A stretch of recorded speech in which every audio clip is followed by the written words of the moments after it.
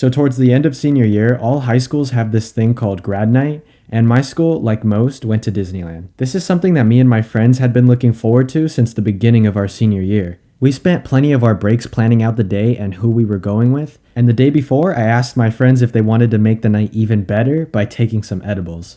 I was the only one in this group of friends who really smoked at the time, and the rest had tried it maybe once or twice, but they had never taken edibles. But they decided they were down regardless.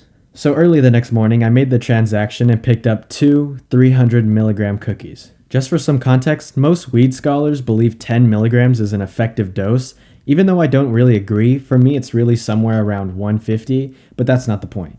We had 300 milligrams, and I was no novice at this time in my life. I headed over to my friends' houses and picked them up, and we headed out. We got to Disneyland, and before we went through the gate, all 4 of us split one 300 milligram cookie. I thought it would be a nice little dose to help ease them into the experience. We went through the first gate, and we stopped at Starbucks to get some drinks.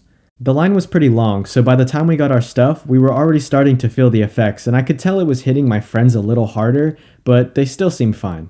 Oh yeah, and I forgot to mention, my friends' names are Ralphie, Jose, and David. Before we got to the main gate to enter Disneyland, my friend Ralphie leans over to me and says, "Bro, it looks like Jurassic World."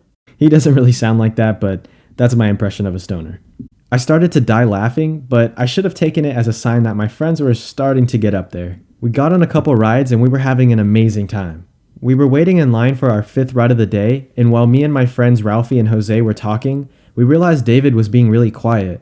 So we turned around, and to our surprise, he was standing up, but slumped over, knocked out in line. We tried to ask him what was wrong, but he wouldn't speak. He was just moaning. I was pretty concerned, so me and my friend Ralphie told Jose to take David to sit down, and when we got to the front, we would call them to come in line with us if he was feeling better. We waited in line for a few minutes, but then my friend Ralphie told me he wasn't feeling good either, and he needed to find a restroom. At this point, I did not like the direction things were headed. But I stayed calm and tried to help my friend Ralphie find a restroom.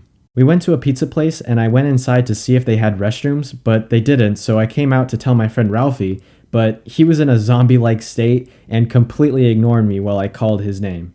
He walked inside, so I decided to wait outside until he realized there was no restrooms. After waiting outside for a couple minutes, I got a call from him. I walked inside and I saw him sitting at a table. I asked him what was up, and he said he threw up. I looked over to my left and saw the staff cleaning up like a gallon of throw up. Now I was starting to panic, and I told my friend Ralphie we should leave before they question us, because if they find out he's high and they tell our school, then we were screwed and we wouldn't be able to walk at graduation or participate in any other senior activities. When we walked out, I got a call from my friend Jose, and he said, "Hey, we're in the middle of the park by the castle, and David isn't doing good. He's throwing up everywhere." Me and my friend Ralphie rushed over there because I wanted to get there before any Disney employee saw him.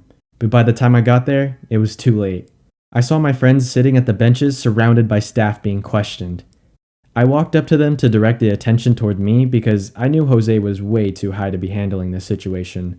As they were asking both of us what was going on, my friend Jose threw up and almost blasted the lady talking to us, but luckily she had a bag and caught most of it. They told him to sit down, and I think by then they were getting a little suspicious because they called the Disney cop, and now I had 4 staff members and a cop questioning me.